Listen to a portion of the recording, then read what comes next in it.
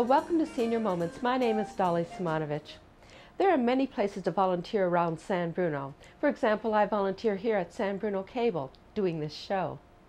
We went to the San Francisco International Airport and found 3 organizations that offer numerous volunteer opportunities.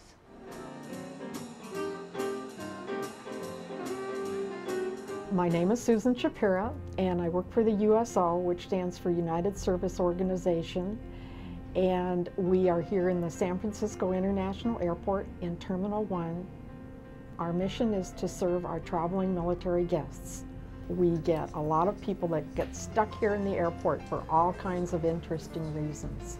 So we're here to make their time more comfortable, to give them something to eat, to give them a place to rest, a pillow and a blanket, some fresh fruit. If they have children, we have a small children's room. And this baby room is pretty great because it's private and soundproof. So when babies who have had a long journey come in here, both their parents and they can really have their sleep, their necessary rest, and a nice, clean, safe environment that also keeps them from disturbing everybody else who many times people are asleep, both in the chairs or on the sofa.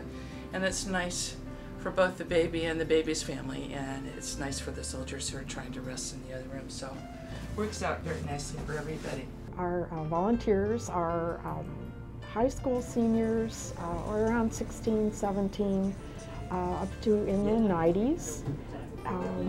People volunteer here who really care about military, their families and the military of the United States. And they're the most delightful, caring, wonderful people you could ever find to be volunteers. So I'm very lucky to work with this group of people. Most of the men are veterans that volunteer here. And most of the women are mothers of soldiers or retired wives of soldiers. In my case, I was both a military wife and a military mother, so it's just a natural thing to want to do. I have always enjoyed volunteering, and I actually met my wife in the USO 62 years ago. The qualities that we look for in volunteers are being friendly, helpful, kind, and patient. If it was your brother or your sister or your mom or dad that had been traveling for a couple of days that were really worn out and tired, and maybe they just missed a plane by a few minutes and they've been stuck in another airport, maybe they spend a lot of money just getting to SFO, they're going to want somebody to listen to their stories. And after they get relaxed, they'll tell you some funny stories, maybe various kinds of stories. Or if they're just really tired, they're just going to want to go take a nap for a few hours. Since we got up at 5 o'clock this morning and headed straight over to the airport, we of course haven't had any food or coffee. So that's great. And when you walk in the door and you're greeted with a smile, it kind of takes away the anger for having your flight change. And you go from getting in at 1700 to getting in at, midnight. These folks are they're amazing. The fact that they do this for free to give to the service members. So, and the fact that they got beds you can lay on. Excellent. Computers you can get on, the whole 9 yards. When they're here, they act as a host or hostess for the USO and try to determine any kind of help they might be able to give our guests, whether they would like to have a sandwich and a soda and maybe some fresh fruit. So we get a lot of tired people. They just maybe like to have a pillow and a blanket and lie down for a while and kind of reorganize themselves. And sometimes they have lost something on the way, and we'll try to help them replace that. Whether it's their military orders they need faxed in, or if they have lost something more challenging would be a passport. It's one of the most difficult things when you lose that and you need to go to another country. When the soldiers come in and we know they're coming in, we get all the flags out and go down and greet them, and it's just a miracle what you see happens. Everybody in the restaurant clears out and comes and joins us. And everybody's there waiting to give those guys support. And I don't think that was the experience during Vietnam. And I'm happy to see people engage now. It's never too late to do the right thing, and it's so nice to be part of that. And I think, that's like my son getting off that plane, and how wonderful that feels to them. We ask people to work one shift a week if they can, the same one, because it's easy for them when they're planning. If they know they're coming from 7 a.m. until 10 a.m. on Friday morning, they can just plan their calendar. And I understand that they're going to need to be gone to visit family members. They'll be sick. They've got car repairs and graduations. So I tell them I understand they're going to be gone from time to time. And if they know someone who's a volunteer that they could shift with or trade shifts with, that'd be great. Or if they can't find someone or don't have time to look, would they let me know either by email or by phone or by a note taped on the door that they need to be gone such and such a time. Then I will scout around and make sure their shift is covered, because we never close. That's one thing. We never want to have to ask our guests to get up from their sleep and go downstairs someplace.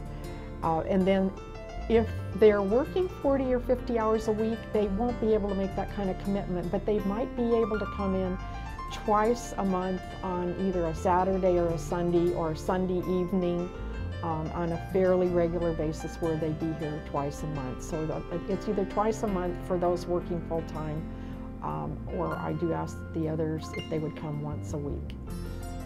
I tell them I'd like them to be here really long range, at least a year. And I try to make that as easy as possible by being flexible about their training schedule and when they're going to be on duty, because my goal is to keep them as long as possible, because it takes so long for the person to go through the security checkups here at the airport when they come in, from the fingerprinting to some classes they have to take, to just getting familiar with the parking. It takes a lot of time just to get to the point where you can sit behind the front desk with your badge on that's got your name on it. Well, thank you for asking that question, because there's really a lot people can do to help the USO.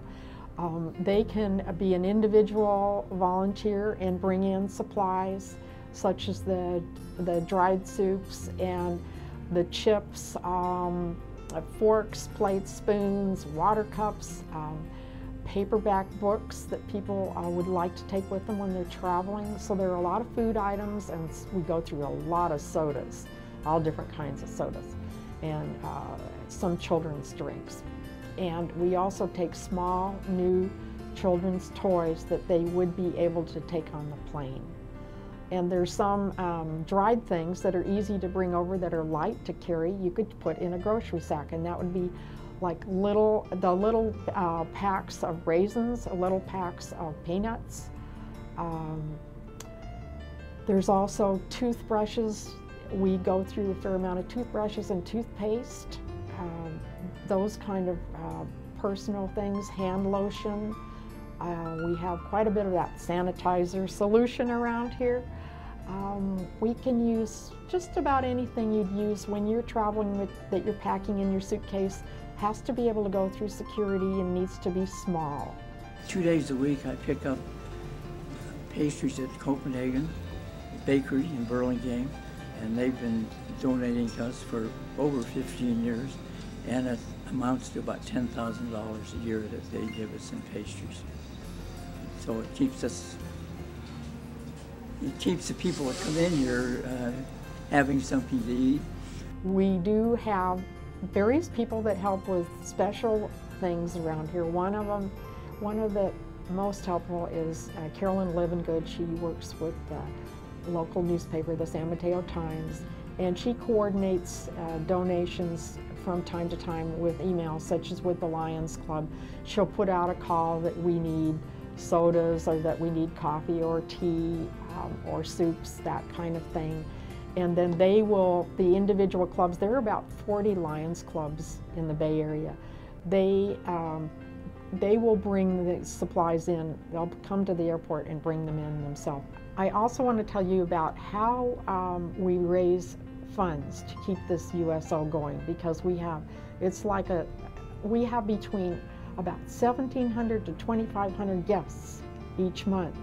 And so we use a huge amount of food supplies and paper goods. And then we have normal costs of any facility, like we have liability insurance and various things like that, that our board of directors helps with. But we do have to raise our own money for our food and our supplies here. And that's done by, there are a few corporations that I contact that will send us checks. The general public will send us checks, or our guests will put donations in our donation box out there. And various organizations, the American Legion Auxiliary, the International Rotary Groups, the Daughters of the American Revolution, veterans groups, and even our San Francisco International Rotary Club are very, very supportive financially to keep us here. One of the best fundraisers we have is the San Francisco International Rotary Club here at the airport hosts a golf tournament at Crystal Springs the first Monday in June every year for 8 years so far. And they're very supportive and do make a donation to help us every year. And a number of other community groups such as the Lions, the Daughters of the American Revolution, the American Legion Auxiliary, monthly and quarterly. A lot of these groups help us with supplies and sending us checks. The international headquarters back east, because we're a charter USO, expects us to raise every penny of our own money that we need to run this organization. They will send us an inspector annually to inspect us to make sure that we are doing the right things here. And they help with some advertising to recruit volunteers and to let people know about the USO. You'll see on television or hear on the radio kind of thing. But we are really responsible for keeping this place going. The board of directors and the center directors are responsible for being resourceful and finding the funds and the supplies to keep us going. For more information on volunteering at USO SFO, contact Susan Chapera at 650-821-7615.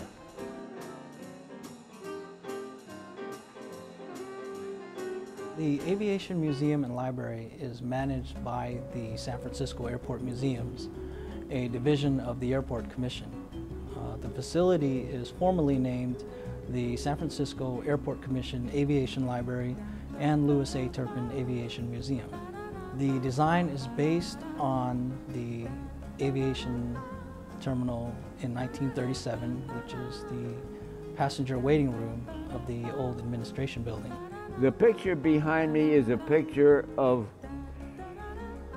the San Francisco Airport located at Mills Field, which is about a mile north of where we are now. And that picture was taken in 1957. It is the entire Mills Field passenger terminal. That was the entire airport. The Aviation Museum is located in the International Terminal on the 3rd level, adjacent to Security Checkpoint A. The museum opened in December of 2000, coinciding with the opening of the new International Terminal. It was part of the airport's master plan to include an aviation museum and library within the new International Terminal space pre-security. Our exhibits here are all aviation related or aviation themed.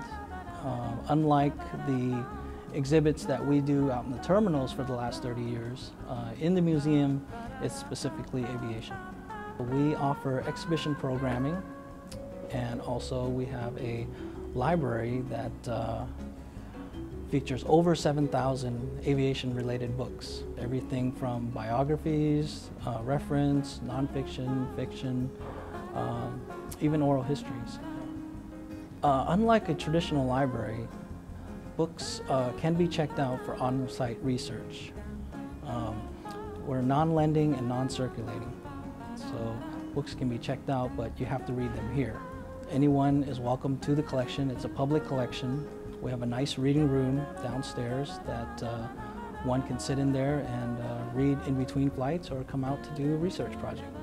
The museum is staffed by the manager, a librarian, a library assistant, curators, and of course volunteers.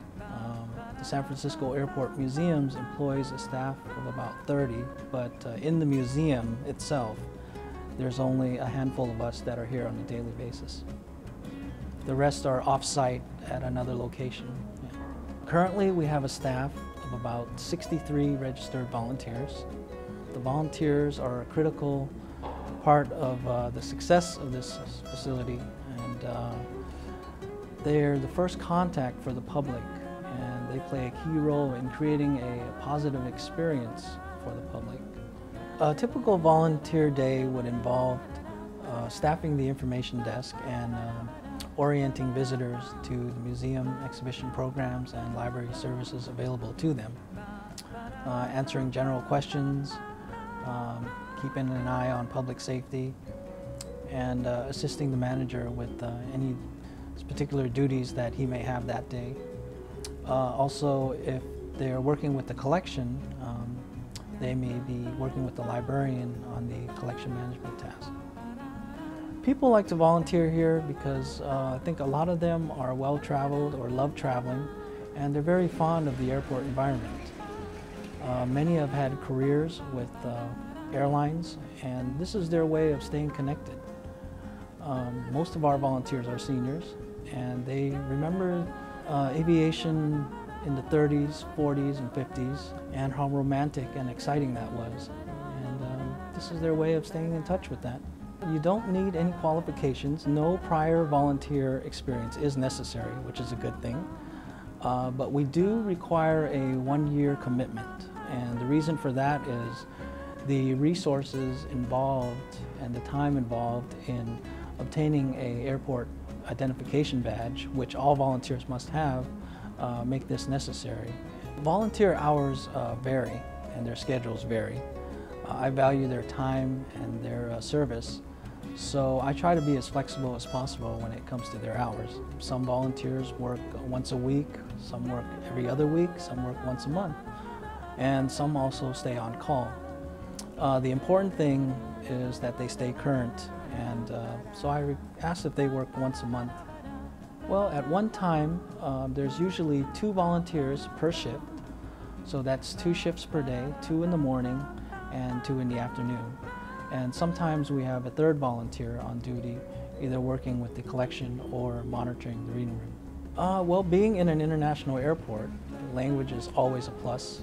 A lot of these travelers are going overseas, and some of them don't speak English, and a lot of our volunteers speak a foreign language, which they can assist and orient the visitors to the museum exhibitions in other languages. The exhibits rotate every 6 to 8 months. Exhibitions are usually planned 1 or 2 years in advance, and sometimes they correspond with an anniversary or special event. Part of being an accredited museum by the American Association of Museums, we offer educational programming events such as hosting a movie night. Our very first movie night was back in February of this year, where we had over 200 people attend. We set up chairs, a big screen, surround sound. We even pop our own popcorn. This particular time, we featured a documentary film called The Legend of Pancho Barnes and the Happy Bottom Riding Club. We even had the producer of the film on hand to speak to the crowd and to take Q&A. And we were able to survey the crowd or the audience, and the positive response we've gotten, we hope to have many more movie nights in the future.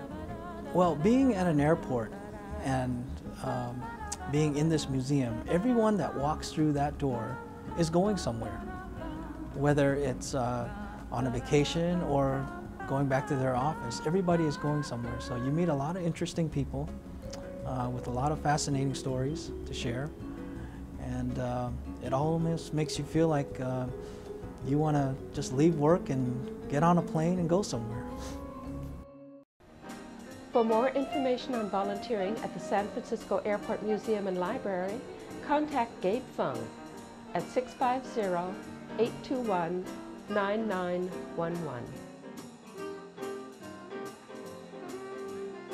The centerpiece of the airport's customer service program is the traveler's information desks. There are 6 desks located on the domestic levels of the terminals. There's 4 in the international terminal and 1 each in the domestic terminals. They act as a destination for customers who need assistance, who have any sort of question. They're staffed from 8 a.m. till 8 p.m. every day, including holidays. And they basically act as a resource for questions or concerns that customers have, be it directions or sometimes more complicated personal issues with finding a flight or being delayed, or any questions regarding services or amenities at the airport. Sometimes customers also ask us questions about destinations in the city and transportation, how to get there. Our staff is mostly members of the community, some mostly on the peninsula, some of course in the city, and a few members that live in the East Bay. Mostly retired, although they range in age from 17 years old all the way up to 98 years old. Primarily senior citizens who have had careers not necessarily in the airline or airport industry, but members of the community who like the airport environment. We are always interested in volunteers who speak a foreign language, whatever that language might be. At the moment, about 50% of the 200 or so, 210 volunteers speak a foreign language. Many Chinese speakers, Mandarin and Cantonese, a lot of Spanish speakers, European languages, Asian languages are always highly sought after. It's certainly not a requirement, but it is definitely beneficial, especially at certain times of the day. We do our best to schedule volunteers in locations where their language skills would be most useful. We have an ancillary program in our customs facility which is made up almost entirely of our foreign language speakers. The volunteers will be in the customs facility greeting customers as they come off the airplane. Basically, they're the first person that they'll see arriving in the United States, there to offer them help. They do have name tags with the flag that identifies the language that they speak, so that they're highly visible, and if customers who are entering the U.S. need language assistance, they can approach the volunteer. Additionally, all the desks are equipped with telephones that connect to a language translation provider in the case that we don't speak the language. And that's available all the times the desks are open. Our staff is currently at about 210. We anticipate needing around 300 once Terminal 2 opens in March of 2011, so we're recruiting at this time to meet that goal. We need about 9 per shift, and we have 3 shifts per day, so at a minimum we have 27 people on staff per day.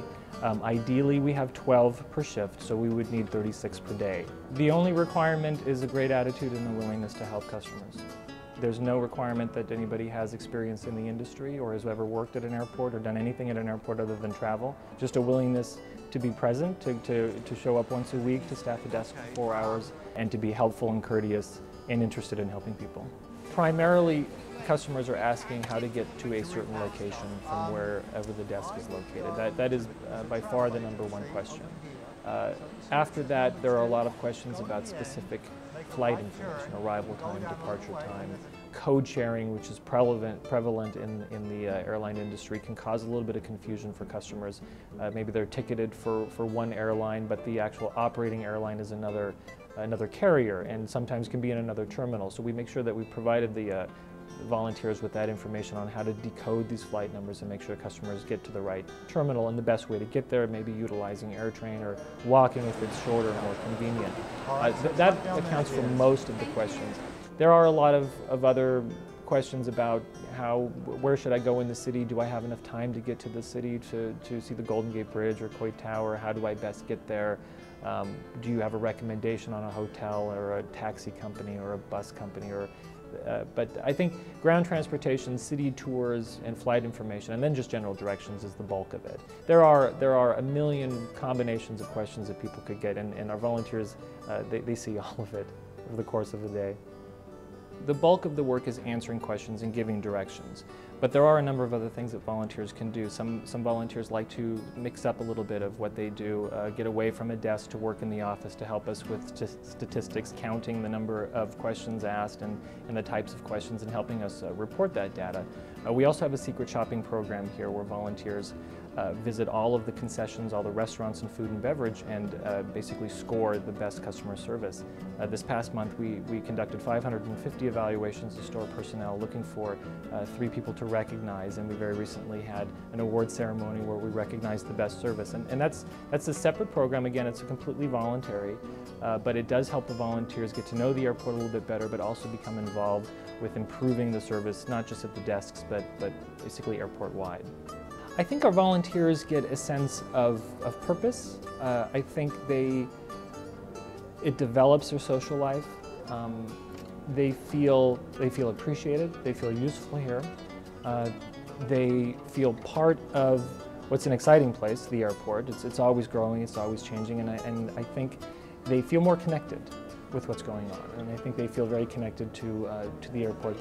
The Airport Commission took the program from the previous administrator in the year 2000, and we've really embraced them and made it very clear that they're the centerpiece of our customer service program, and I think they appreciate that, and I think they like belonging to that. The training is somewhat regimented in that there's a brief orientation that lasts a few hours on one day. While we're doing the orientation, the badging process and the paperwork is occurring behind the scenes. At the volunteers' earliest convenience, we will bring them in for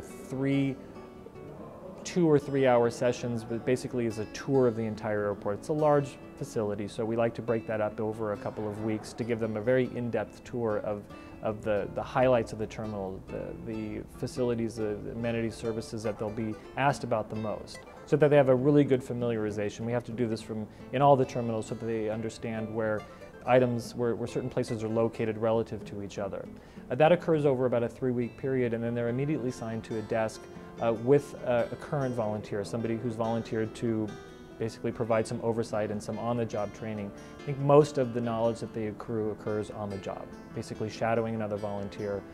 They will change volunteers if they so desire, so they can get a different perspective, but before the training's complete, they will work at each of the desks, and then the trainer that's assigned to them will basically sign off. We'll take one more look and make sure that they're providing accurate instructions, but most of all that they feel comfortable doing it. If they don't, we'll just extend the training a little bit longer until they feel good. They're fantastic people, they really are, they're wonderful. Volunteering gives you a sense of accomplishment. Even though you'll be giving up some free time, you'll be surprised at how much you get in return. I'm Dolly Simonovich. See you next time on Senior Moments.